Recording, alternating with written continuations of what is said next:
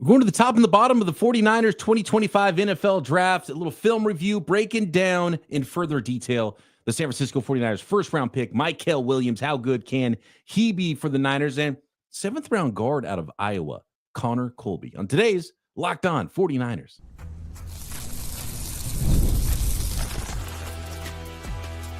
You are Locked On 49ers, your daily San Francisco 49ers podcast. Part of the Locked On Podcast Network, your team every day.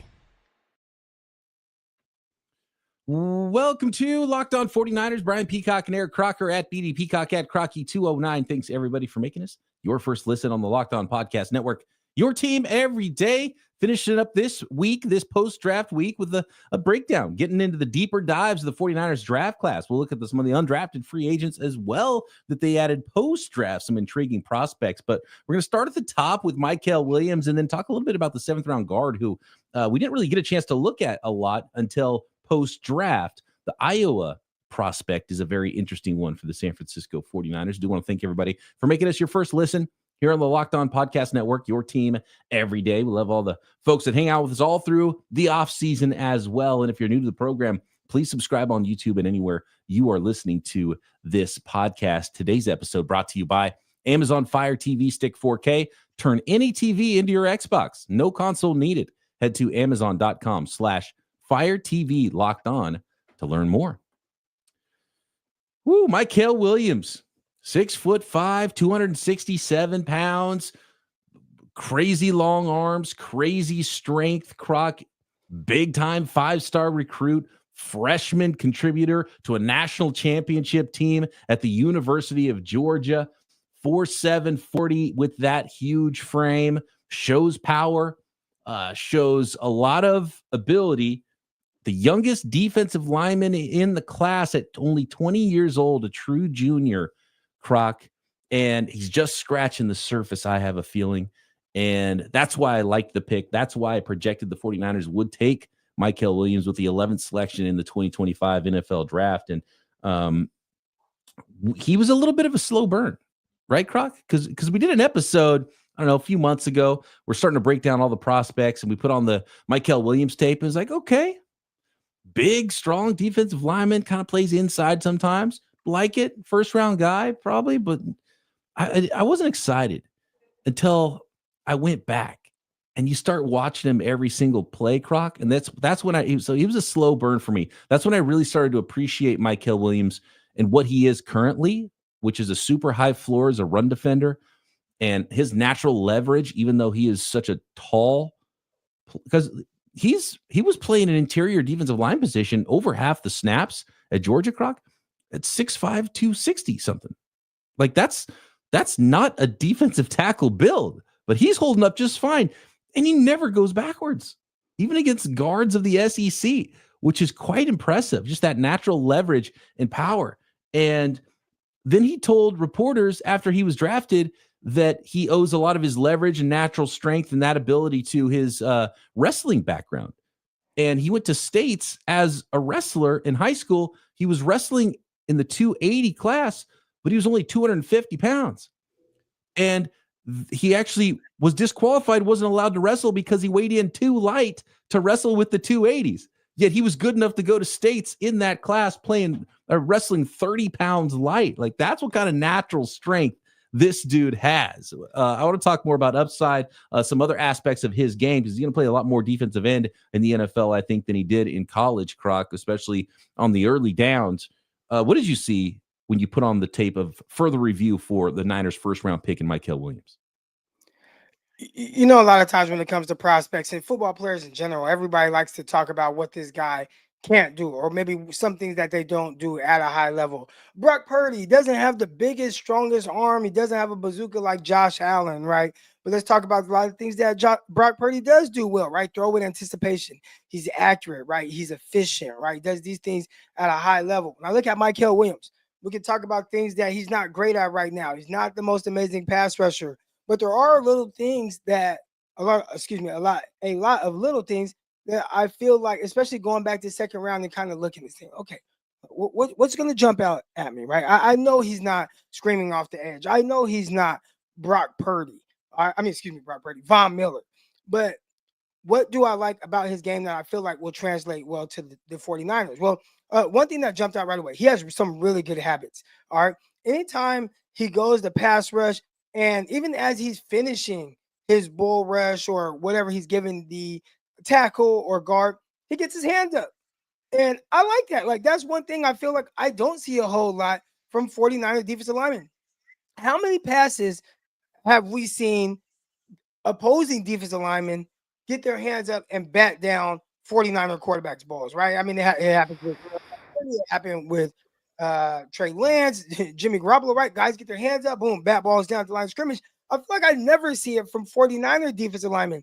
Yet I'm watching Mykel Williams, and early on, he's getting his hands on passes, and he's really getting his big, long arms in the windows of passing lanes for quarterbacks, making it a little bit more difficult to throw. You got to throw around this big guy. So that was one thing that I felt like right away, like, oh, okay, I like that little trait.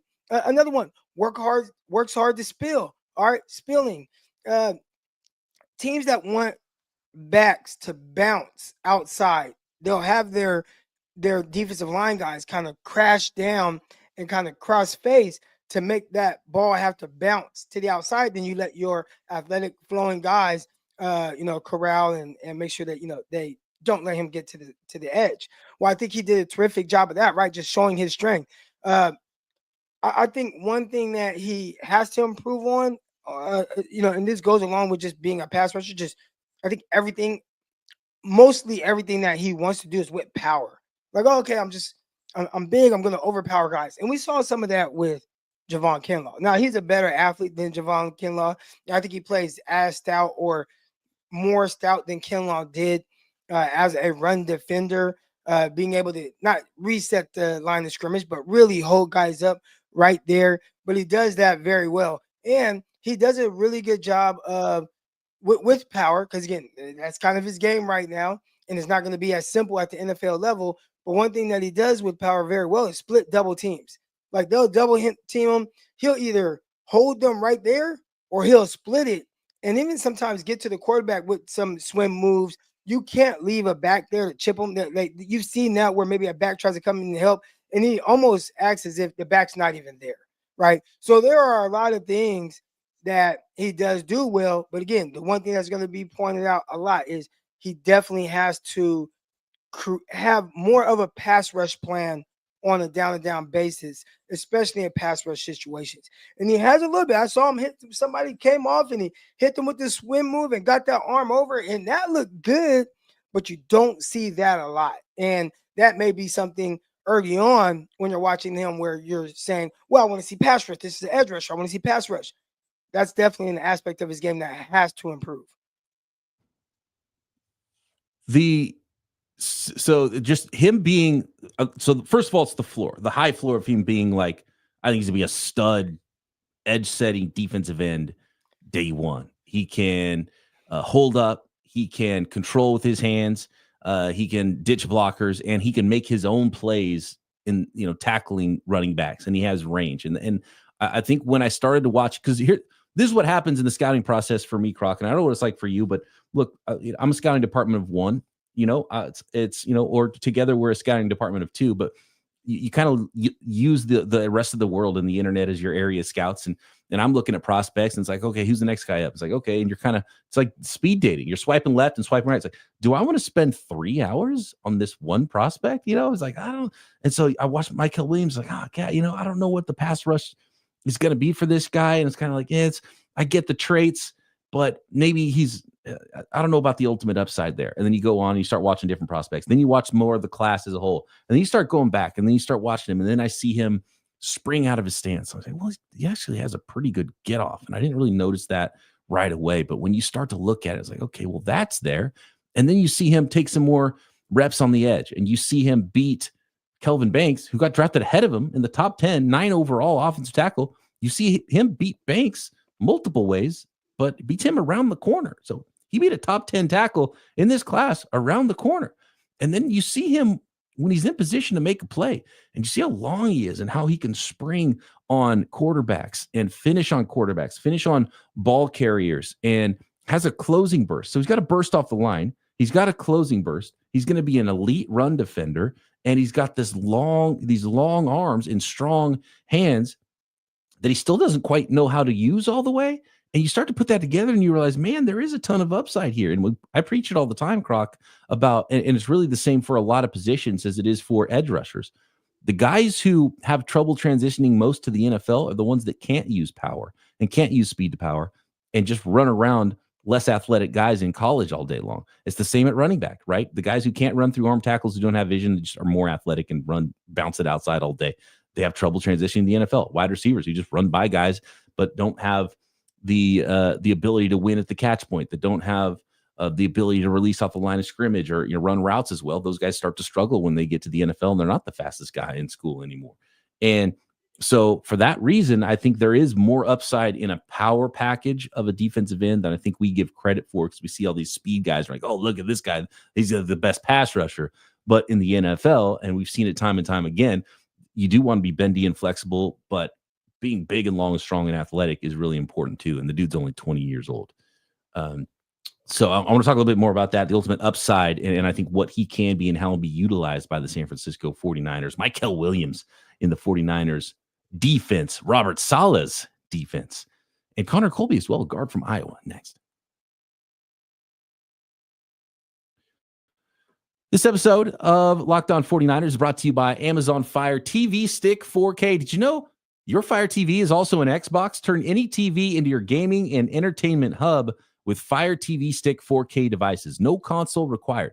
Just grab your paired controller, subscribe or sign into Xbox Game Pass Ultimate with EA Play included, and you're ready to go. Dive into hundreds of premium titles, including EA Sports College Football 25, Call of Duty, as easily as you can stream your favorite shows. And man, speaking of your favorite shows, of course, you can stream all of your favorites. And if you ever find yourself flipping between apps, you can find them all in one place now. And it just works with Fire TV Stick 4K. Everything's all in one place, from Netflix to YouTube to everything and beyond. And of course, you can see me and Croc and all the Locked On shows there on your Fire Stick. So head to Amazon.com/Fire TV Locked On to get started. Xbox Game Pass Ultimate subscription and compatible controller required. Available on select devices, including Fire TV Stick 4K, Fire TV Stick 4K Max, and Fire TV Cube. That is Amazon.com/Fire TV Locked On.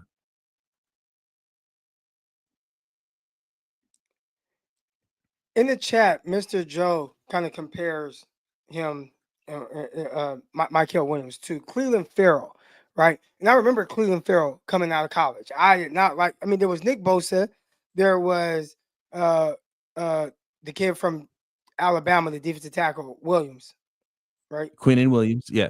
Yeah, Quinnen Williams, Brian Burns, Josh Allen. And out of those guys, Clelin Ferrell was like clearly the worst. But the one thing that I feel like is a little different, and I would have never drafted Clelin Ferrell at 4, period. And I think that hurt him just going that high. Even if he would have been slightly outside the top 10, maybe he would have been viewed just a little bit different.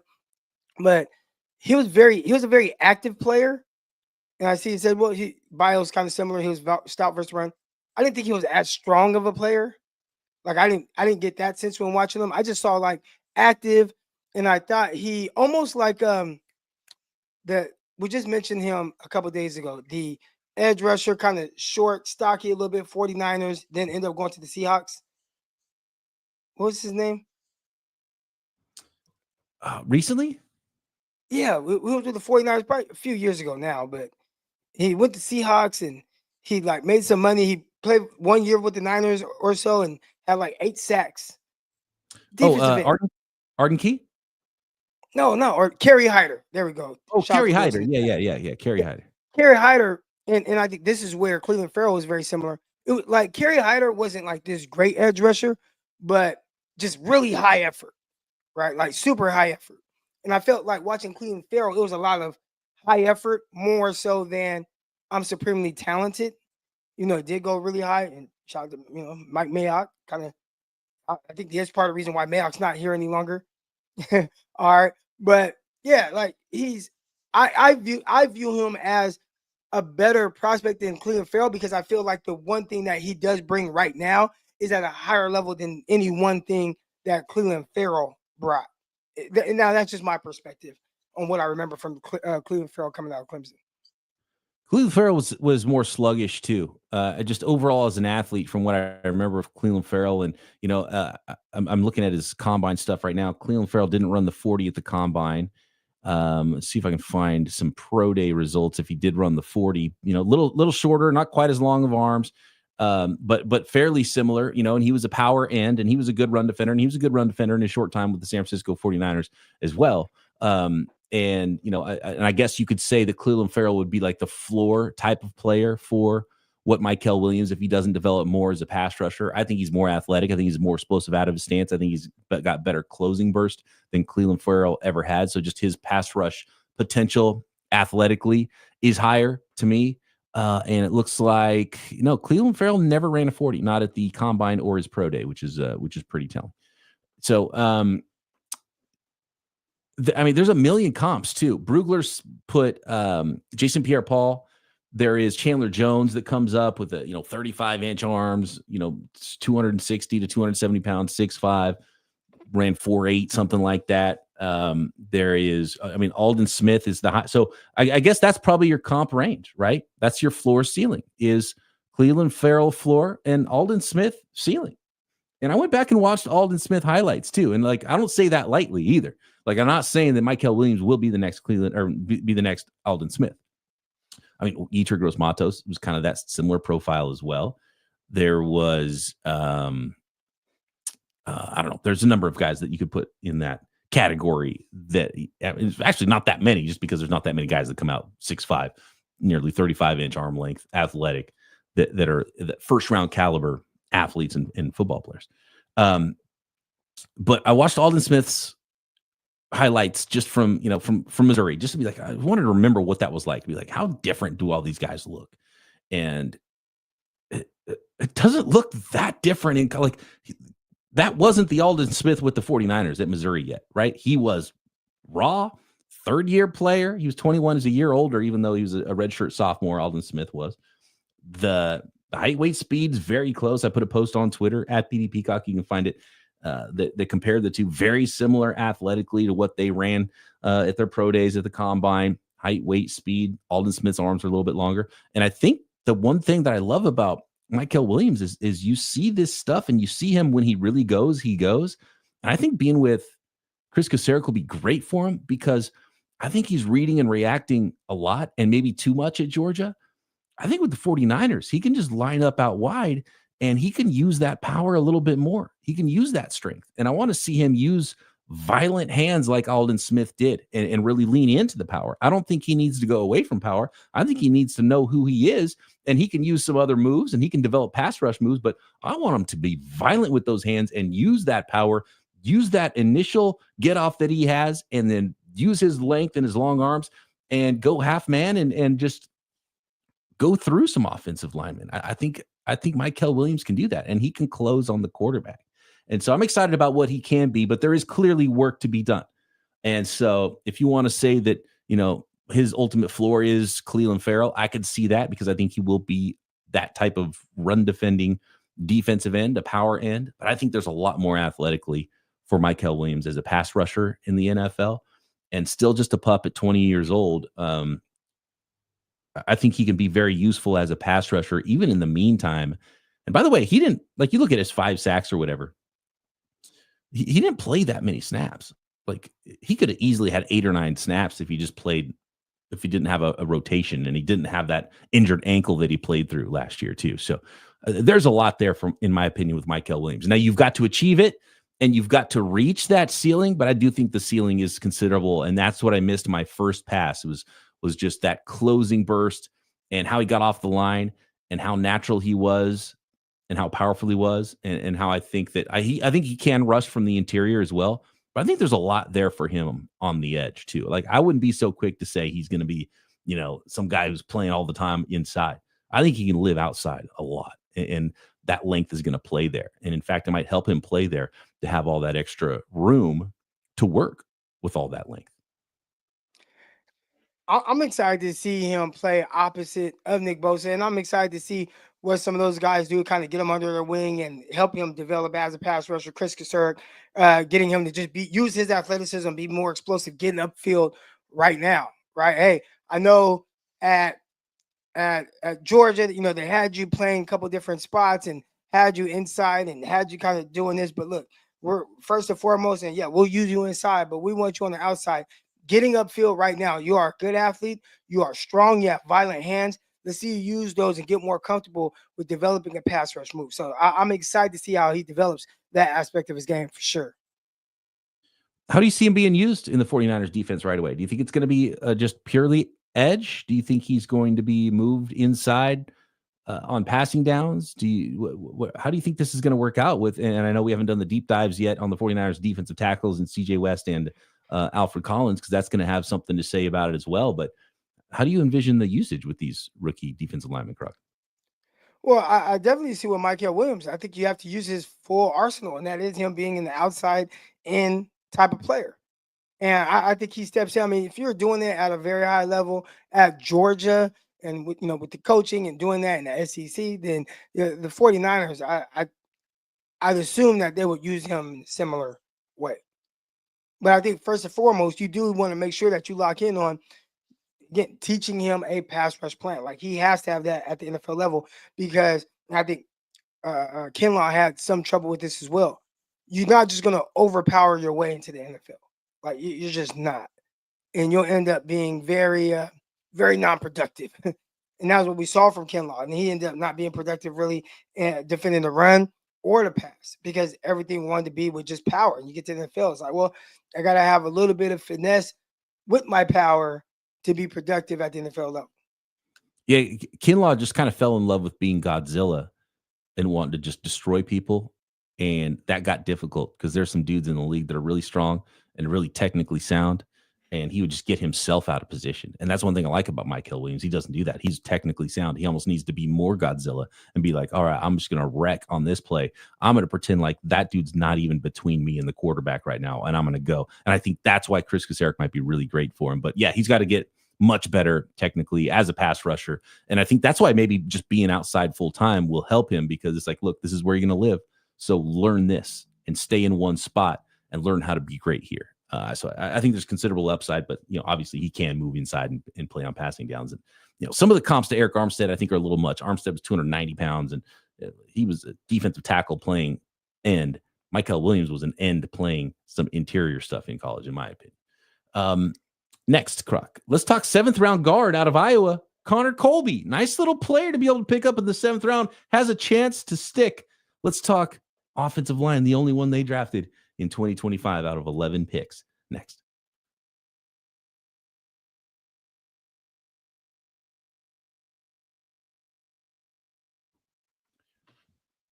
First thing that jumps out to me, Croc, with Connor Colby is before even looking at his profile and whatever his workout numbers were, and how much experience he has in an Iowa offense, which the 49ers have had pretty good luck dipping into that Iowa football team.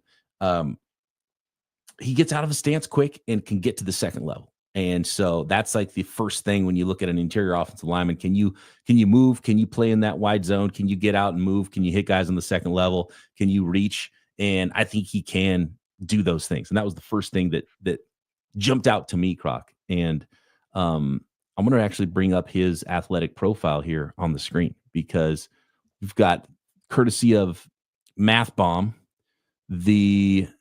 here it is, the RAS, the relative athletic score for Connor Colby. And it's a pretty darn good relative athletic score, Croc. We're talking 9.5 out of 10. He is 6'5", almost 6'6", 309 pounds. He ran a 4.11 40-yard dash, which is, good, not amazing, but still really good. 1.77 10-yard split. Those are all lit up green if you're listening at home and you're not watching on YouTube. I've got it up on the screen for those watching on YouTube. But here's the thing, and I know Kyle Shanahan loves to scout the short shuttle. He's not in the Pooney territory. He's not sub 4.47, which is like the golden ratio. It's the golden number to reach for offensive linemen, that they have like a 95% chance of being really good in the NFL. Pooney did hit that. Connor Colby short of it. He still has a very good and actually great as it's listed here under RAS. Great score in his shuttle, 4.63. So not quite the perfect shuttle time, but a really good shuttle time. And we're talking about a 7th round prospect. So to be able to get somebody who played 4 years at Iowa and started, I think it's 41 games at the University of Iowa and has that athleticism, it's something to work with, Croc. What's up with that bench press, right? And for a guy he's not the biggest guy, right? 309 pounds. That's a little bit on the lighter side, but I think that's why he is so athletic, and I'm pretty sure that's why the 49ers like him. But 23 reps on bench press, that seems a little on the low end. So I tell guys all the time, right? Especially parents and they have these kids. Everybody wants their kids to put on this weight and get bulky. I'm like, dude, you don't gotta get bulky, just get strong. And when I see someone like him, I'm like, all right, you don't gotta be 320 pounds, but just be strong. And 23 reps on the bench press, you can kind of see that on film.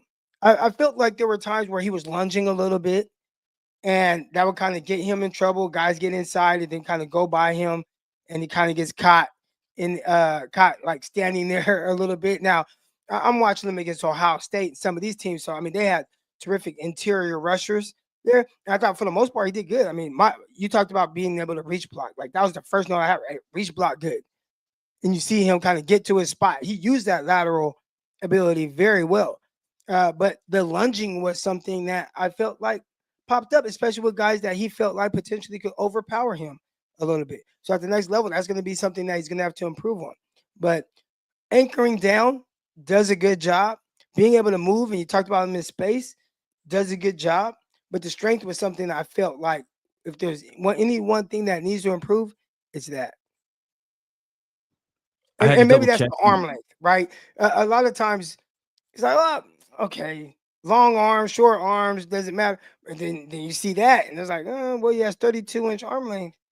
Is that the issue why guys are able to get in and he's trying to lunge a little bit more? I was listening to Chris Long in I forget the name of his podcast. Is it Green Light or Greenhouse or something? Or Green Light? Is that what it is? Green Light with Chris Long, something like that. And he was talking about arm length, and he's like, no, it is a big deal. He's like, an inch of arm length is like, it feels like 6 inches. It feels like you're an eternity away.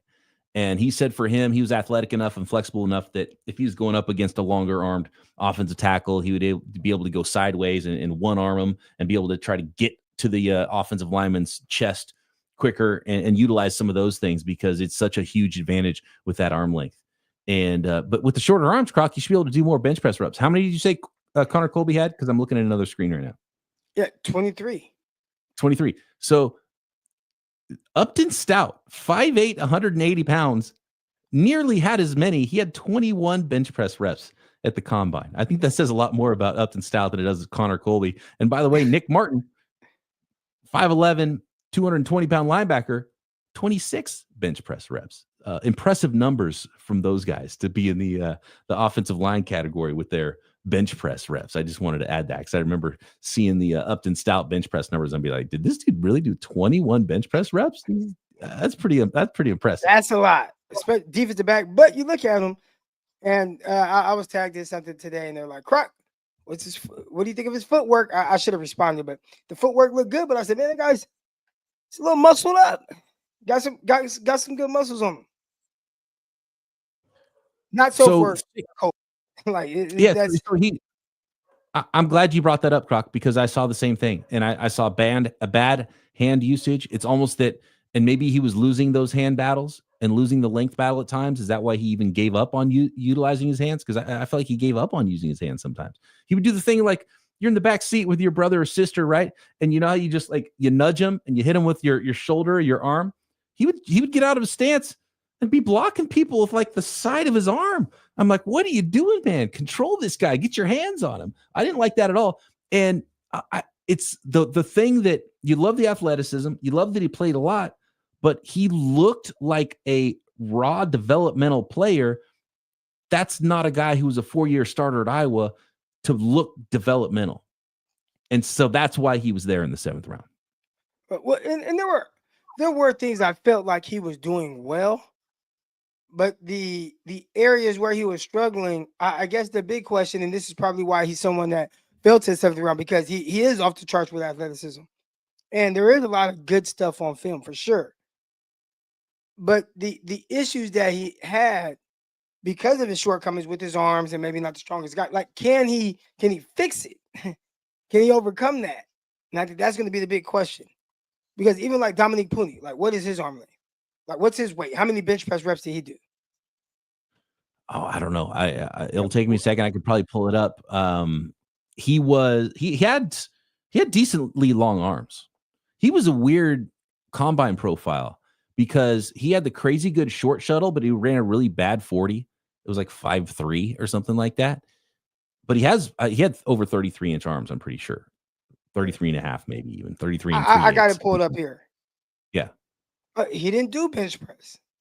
Oh. And he was lighter, 303 pounds.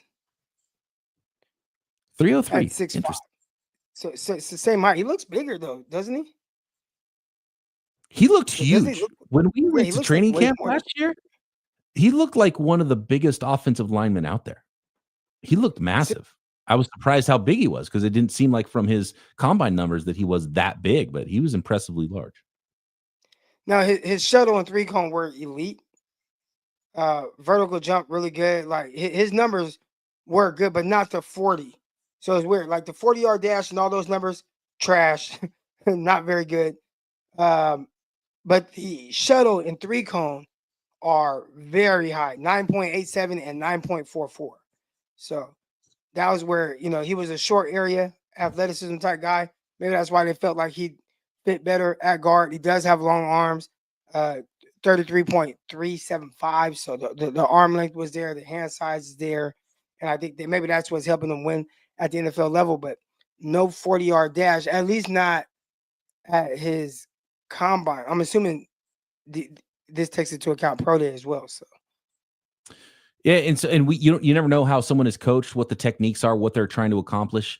And so get him with Chris Furster, who's a really good offensive line coach, and see what you got. But Connor Colby, I mean, we're talking about 7th round pick. He's got a chance to stick. Anytime you draft a 7th rounder and he makes your roster, that's pretty good. And he's got an even better chance to stick now because they didn't draft any other offensive lineman either, Croc. So athletically, he fits. He's a good fit for, the zone style run game, and probably needs to get stronger, needs some technical refinement. And now it's up to Chris Furster to get him ready to go. And we'll see if he ends up making an impact and sticking on the 49ers roster. But as far as 7th round picks go, I'm on board. And I like what I saw there. A lot to work with Connor Colby, guard out of the University of Iowa. So 2 hits so far for me. 2 picks I really like for the San Francisco 49ers and Mykel Williams and Connor Colby. Let us know what you think at BD Peacock at Crocky209. We'll be breaking down a couple of massive defensive tackles, and Alfred Collins and CJ West. We'll be talking about a couple of smaller but very strong guys putting up bench press reps, and they hit you like their bench press numbers. Well, you would think they would in Upton Stout, then Nick Martin, Curtis Rourke, and the entire couple of wide receivers, the entire 49ers draft class. We'll be doing deep dives and breaking them all down. So stay tuned here. Make sure you are subscribed on YouTube and everywhere you get your podcasts. And Croc and I back next time right here, Locked On 49ers.